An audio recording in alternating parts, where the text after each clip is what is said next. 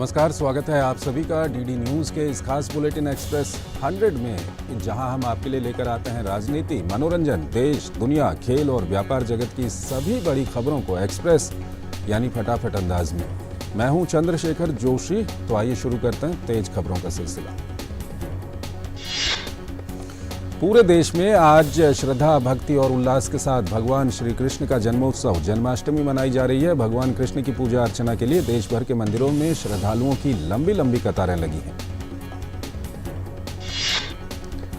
जन्माष्टमी के अवसर पर उत्तर प्रदेश के मथुरा और वृंदावन में विशेष कार्यक्रम आयोजित किए जा रहे हैं। भगवान कृष्ण की जन्मस्थली मथुरा में श्री कृष्ण जन्मभूमि, बांके बिहारी मंदिर, प्रेम मंदिर, एस्कॉन मंदिर सहित सभी मंदिरों को आकर्षक ढंग से सजाया गया है।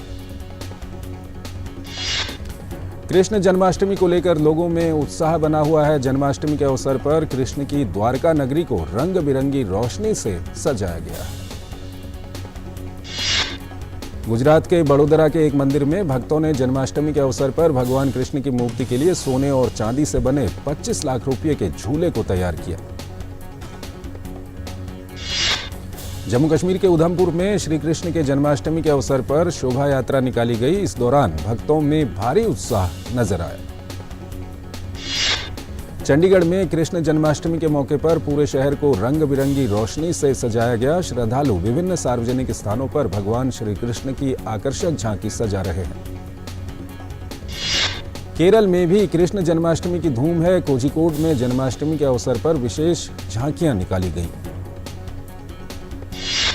उज्जैन में कृष्ण जन्माष्टमी के मौके पर सुबह सुबह राधा कृष्ण मंदिर में भक्त उमड़े और पूजा अर्चना की। दही हांडी को लेकर मुंबई में इस बार खासा उत्साह देखा जा रहा है। 2 सालों के अंतराल के बाद मुंबई में वापस इसकी रौनक से माया नगरी फिर से गुलजार हो गई है। दिल्ली के कृष्ण जन्माष्टमी के अवसर पर ईस्ट ऑफ कैलाश के एस्कॉन मंदिर में भक्तों की भीड़ उमड़ी।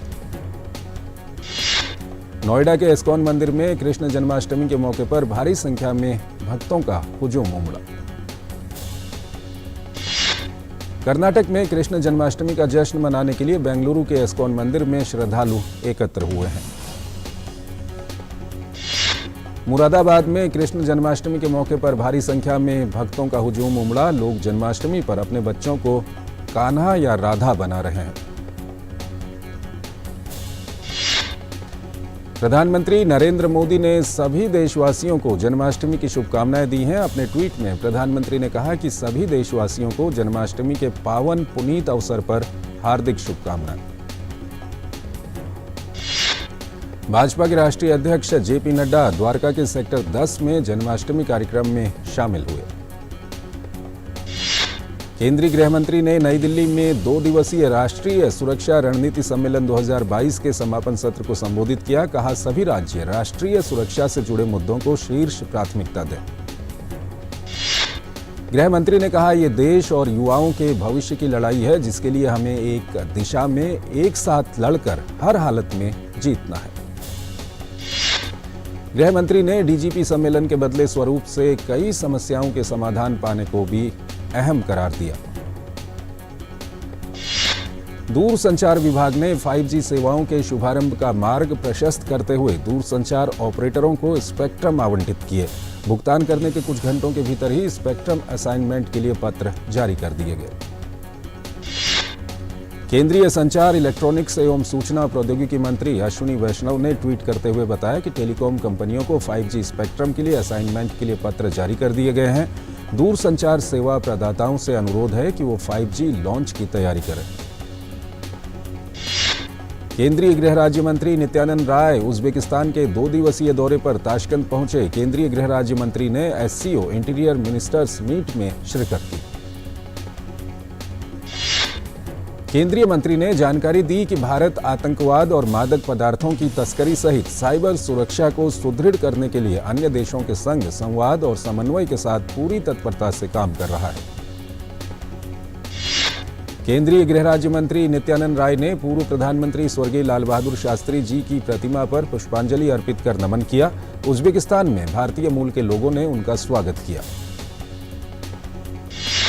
जम्मू कश्मीर में आगामी विधानसभा चुनाव से पहले निर्वाचन आयोग ने बड़ा फैसला लिया है। जम्मू कश्मीर में रह रहे गैर स्थानीय लोग भी अब मतदान कर सकेंगे। इस फैसले के बाद बाहर के राज्यों से आए वो लोग जो जम्मू कश्मीर में छात्र, मजदूर, कर्मचारी, सेना और सुरक्षा बलों के जवानों के तौर पर रह रहे हैं, उन जैसे लोगों को वोटिंग का अधिकार मिलेगा। कश्मीर के क्षेत्रीय दल नेशनल कॉन्फ्रेंस और पीडीपी ने इस फैसले पर आपत्ति दर्ज की है। नेशनल कॉन्फ्रेंस के नेता फारूक अब्दुल्ला ने इस मसले पर कई दलों की सोमवार को एक बैठक भी बुलाई है। चुनाव आयोग के इस फैसले के बाद करीब 20 से 25 लाख नए मतदाता वोटिंग लिस्ट में बढ़ सकते हैं। चुनाव आयोग ने स्पष्ट किया है कि गैर स्थानीय लोगों के लिए मतदान के लिए कोई रोक नहीं है। केंद्र सरकार ने दिल्ली सरकार की पुरानी चिट्ठी का हवाला दिया, जिसमें घुसपैठी रोहिंग्या को फ्लैट देने का जिक्र है।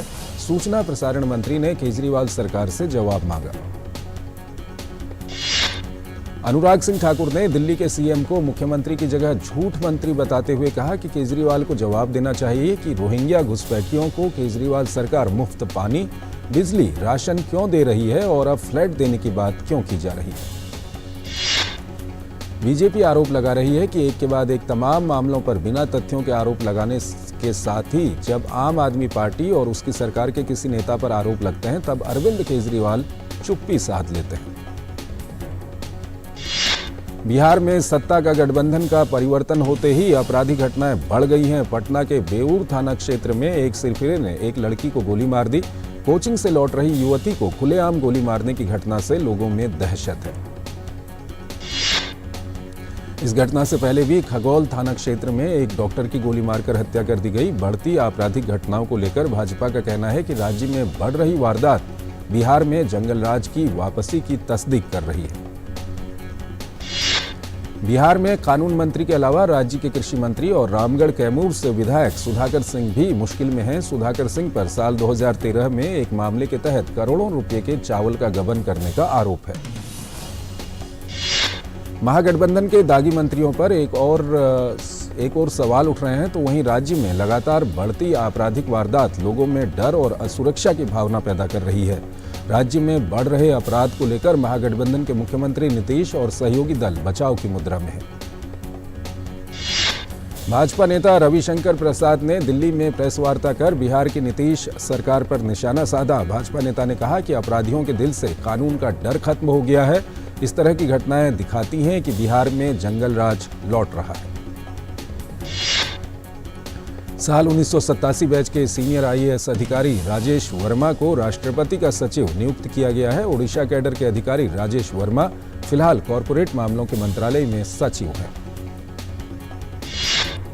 उप प्रधानमंत्री और रूसी संघ के उद्योग और व्यापार मंत्री डेनिस मोंटुरोव ने कल एनएसए अजीत डोभाल से मुलाकात की। एनडीएमसी आज से 21 अगस्त 2022 तक कनॉट प्लेस में ए ब्लॉक पार्किंग में 3 दिवसीय फूड फेस्टिवल आयोजित करेगी। छत्तीसगढ़ में भारी बारिश का दौर जारी है। पिछले एक सप्ताह से हो रही झमाझम बारिश के चलते पहले ही राज्य की सभी प्रमुख नदियां उफान पर हैं। ओडिशा में भारी बारिश के कारण बाढ़ के हालात पैदा हो गए हैं। मुख्यमंत्री नवीन पटनायक ने बाढ़ग्रस्त इलाकों का हवाई सर्वेक्षण किया। मुंबई में भारत की पहली double decker AC electric bus शुरू हो गई है। केंद्रीय सड़क और परिवहन मंत्री नितिन गडकरी ने इस एसी बस को लॉन्च किया। विदेश मंत्री डॉक्टर एस जयशंकर ने कहा है कि भारत मुक्त, समावेशी, शांतिपूर्ण और नियम आधारित व्यवस्था वाले हिंद प्रशांत क्षेत्र का पक्षधर है। थाईलैंड में डॉक्टर जयशंकर ने कहा कि केवल वही लोग जिनकी मानसिकता प्रभुत्व स्थापित करने की है, लोकतांत्रिक विश्व व्यवस्था से खुश नहीं हैं और हमेशा हिंद प्रशांत क्षेत्र को लेकर मतभेद पैदा करते रहेंगे। विदेश मंत्री ने कहा, भारत के हित पूर्वी देशों से जुड़े हुए हैं और इसलिए भारत अब हिंद महासागर से आगे प्रशांत क्षेत्र की ओर देखता है। डॉक्टर जयशंकर ने आसियान संगठन और क्वाड संगठन की भी सराहना की और कहा कि दोनों ही बहुपक्षीय संगठन हिंद प्रशांत क्षेत्र में समकालीन चुनौतियों से निपटने और अवसरों का लाभ उठाने में महत्वपूर्ण भूमिका निभा सकते हैं। जयशंकर ने कहा कि भारत, म्यांमार, थाईलैंड त्रिपक्षीय राजमार्ग एशिया में आर्थिक गतिविधि को नई दिशा देने में सक्षम है। जयशंकर ने थाईलैंड के उप प्रधानमंत्री और विदेश मंत्री डॉन प्रमुदविनय के साथ भारत थाईलैंड संयुक्त आयोग की 9वीं बैठक की संयुक्त रूप से अध्यक्षता की। विदेश राज्य मंत्री वी मुरलीधरन नाइजीरिया के संघीय गणराज्य की 22-23 अगस्त को आधिकारिक यात्रा करेंगे। अबुजा की यात्रा के दौरान एमओएस नाइजीरिया के संघीय गणराज्य के राष्ट्रपति मोहम्मद बुहारी से शिष्टाचार भेंट करेंगे। गोवा देश का पहला हर घर जल राज्य और दादरा नगर हवेली और दमन और दीव पहला केंद्र शासित प्रदेश बन गया है। सभी गांवों ने ग्राम सभा की ओर से पारित एक प्रस्ताव से स्वयं को हर घर जल ग्राम घोषित किया है। गोवा के सभी 2,63,000 ग्रामीण परिवारों और दादरा नगर हवेली और दमन और दीव के 85,000 से ज्यादा परिवारों को अब नल से साफ और सुरक्षित पेयजल मिल रहा है। प्रधानमंत्री नरेंद्र मोदी आज दिन में वर्चुअल माध्यम से गोवा में आयोजित हर घर जल उत्सव को संबोधित करेंगे। इस कार्यक्रम में केंद्रीय जल शक्ति मंत्री गजेंद्र सिंह शेखावत और गोवा के मुख्यमंत्री प्रमोद सावंत मौजूद रहेंगे। और यहां पर एक छोटा सा ब्रेक लेते हैं। 0 to 100 in 5 seconds flat. Really? आपकी है? तुम्हें भी अपने बुढ़ापे में कॉम्प्रोमाइज नहीं करना है तो अभी से नेशनल पेंशन सिस्टम में इन्वेस्ट करो। नेशनल पेंशन सिस्टम ये 60 की उम्र तक पैसे बचाता और बढ़ाता है और फिर उन्हीं पैसों को हर महीने सैलरी की तरह आप तक पहुंचाया जाता है। 1800110708 और website www.pfrda.org.in। National pension system में इन्वेस्ट करने से टैक्स भी बचता है सर। National pension system.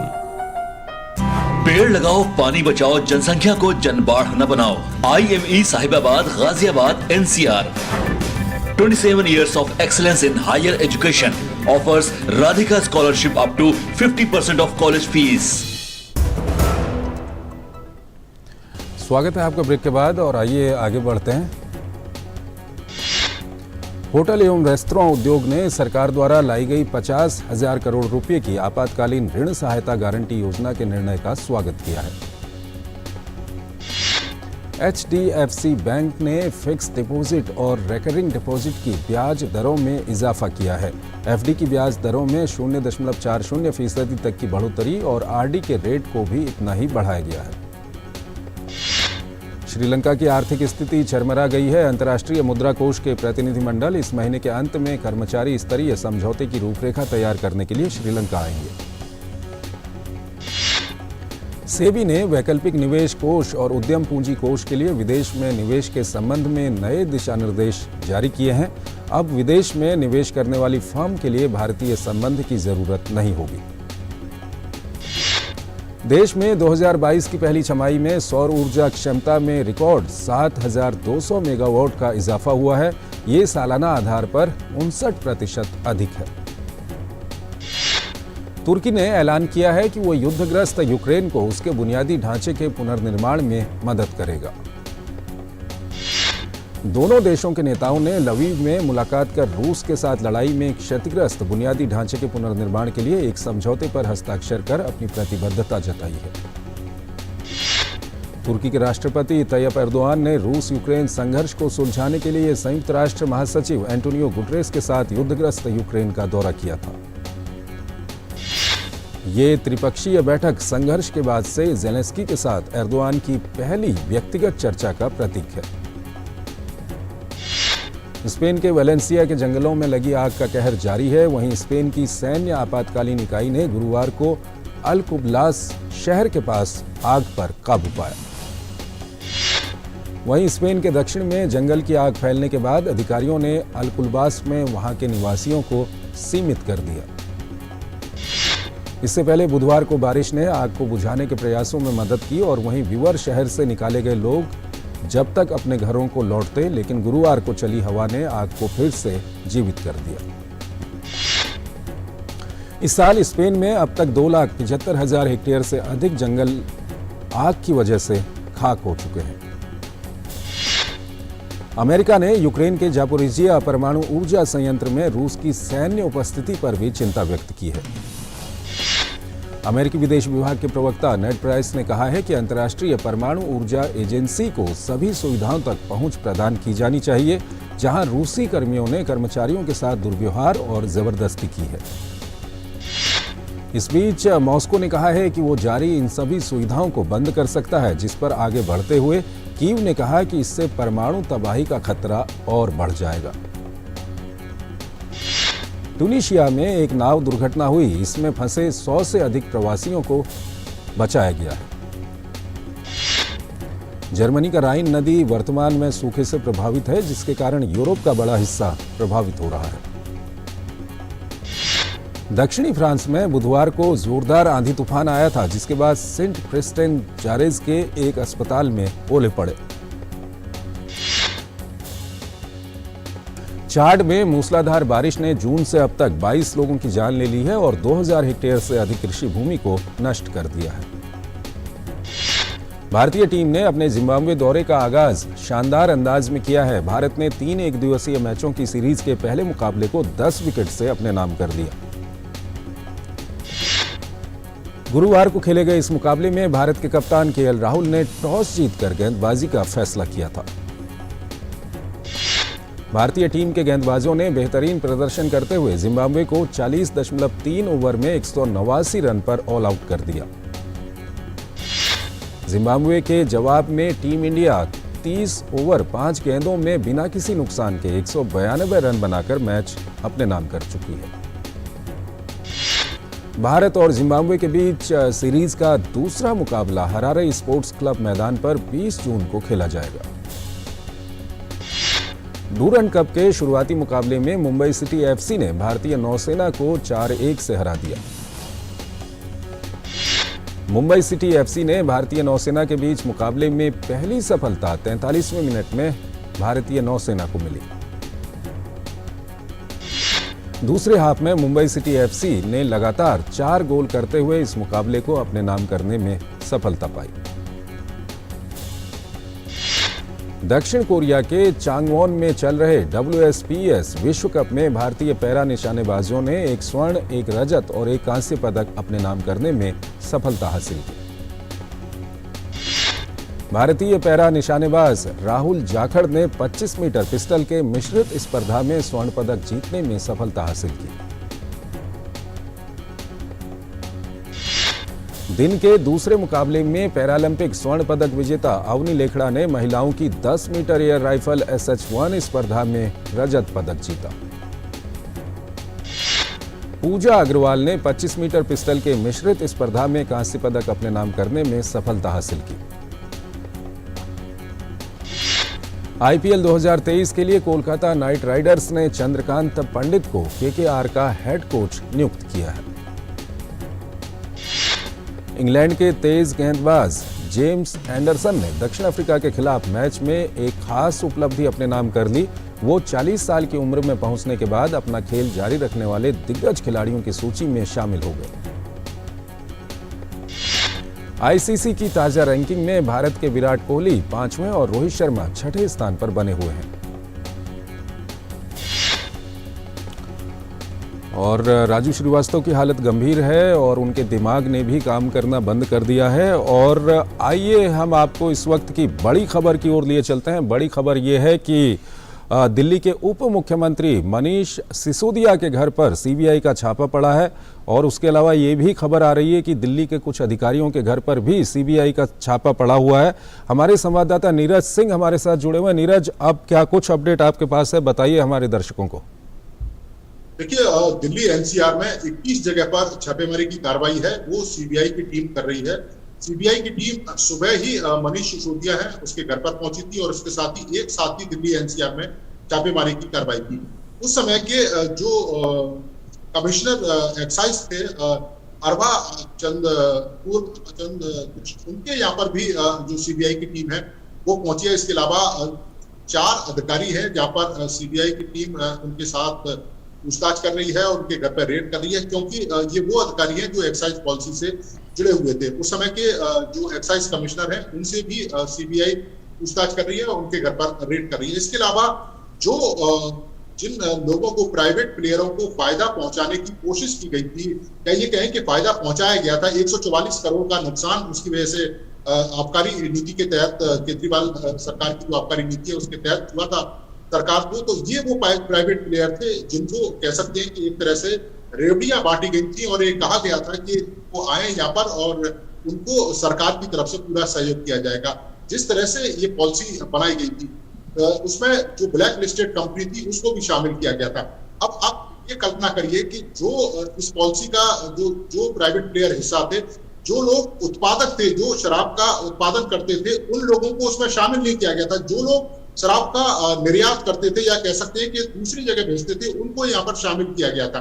तो इसमें और कई तरह की खामियां थी। उसी को लेकर आपने देखा होगा कि उपराज्यपाल महोदय ने सीबीआई जांच की सिफारिश की थी और उसके बाद अब हमें ये एक्सक्लूसिव जानकारी मिली है कि सीबीआई ने छापा मारने से पहले सुबह एक एफआईआर की है जिसमें मनीष सिसोदिया का भी नाम है और इसके अलावा उस समय के जो एक्साइज पॉलिसी से जुड़े हुए लोग थे उन लोगों का भी नाम उस एफआईआर में, और इसके साथ ही कुछ अज्ञात लोग हैं जो प्राइवेट प्लेयर पीछे से भूमिका निभा रहे थे। अब सबसे बड़ी बात यह है कि जो केजरीवाल सरकार है उसकी मुश्किलें थोड़ी सी बढ़ती हुई प्रतीत हो रही हैं, क्योंकि दिल्ली जो सरकार है जिसके तहत ये आबकारी पॉलिसी आई थी उसमें मनीष सिसोदिया का एक बड़ा रोल था और इसके अलावा उस समय के जो एक्साइज कमिश्नर हैं उनकी एक बड़ी भूमिका थी।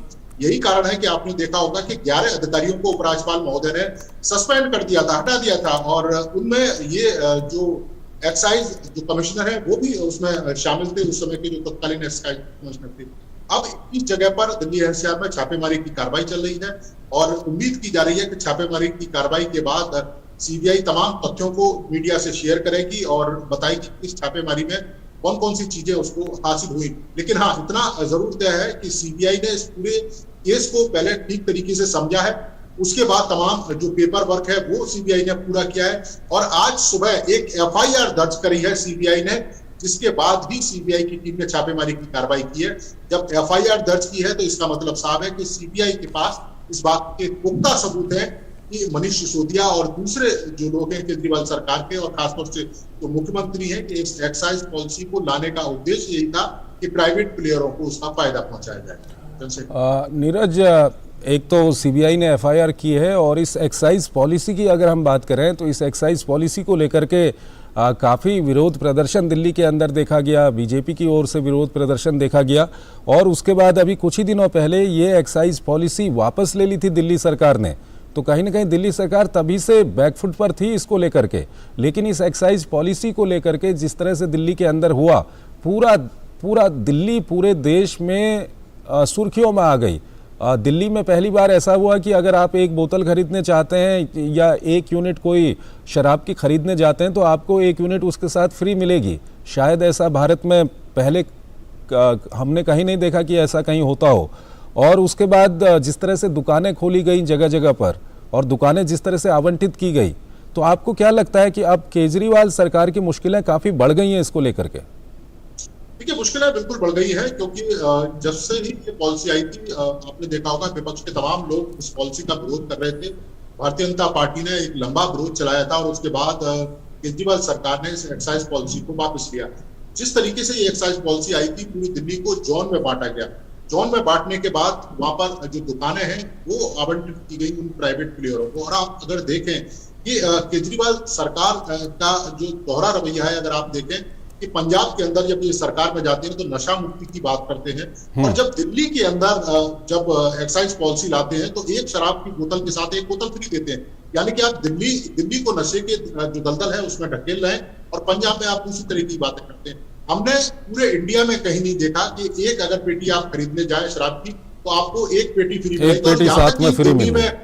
दिल्ली में कई दुकानें ऐसी भी थी चंद्रशेखर, जहां एक पेटी खरीदने पर 2 पेटी मुफ्त मिल रही थी। तो ये एक अजीब तरह की पॉलिसी थी और दिल्ली में कई सारे ऐसी दुकानें थी। और यही कारण है कि आप अगर देखें कि शराब की जो एक बोतल है वो किसी दुकान पर उसके प्राइस दूसरे हैं, आप 4 कदम पर दूसरी दुकान पर जाएंगे तो उसके प्राइस दूसरे हैं। तो ये एक प्राइवेट प्लेयरों को यहाँ पर उतारा गया था एक तरह से, और खासतौर से आसपास के जो राज्य हैं उनकी आबकारी नीति को डिस्टर्ब करने के लिए ये एक मंशा के तहत आबकारी पॉलिसी लाई गई थी जिसमें तमाम नीतिगत कमियां थी। और उसी के बाद एलजी महोदय ने सीबीआई जांच की इसकी सिफारिश की थी और जब प्रेशर में केजरीवाल सरकार आई तो उस पॉलिसी को वापस लेना पड़ा। लेकिन जो नुकसान हुआ है उसकी तो भरपाई करनी होगी और यही कारण है कि सीबीआई इस पूरे मामले की अब जांच कर रही है। 144 करोड़ का जो घपला है वो किसको ध्यान में रखकर केजरीवाल सरकार ने किया था इस पॉलिसी के तहत, उसकी जांच अब सीबीआई कर रही है और उसी के कारण 21 जगह पर दिल्ली एनसीआर में छापेमारी की कार्रवाई चल रही है, जिसमें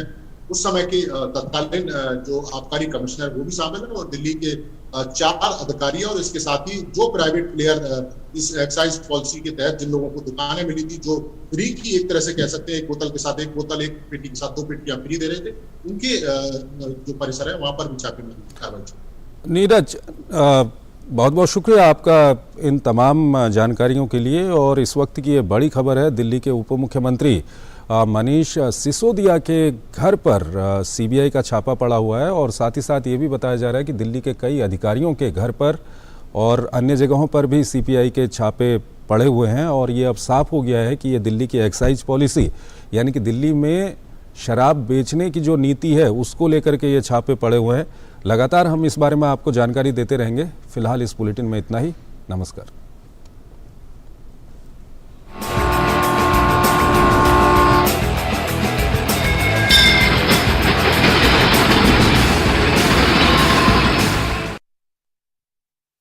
India's too precious to let go of. हमें कुछ जल्द ही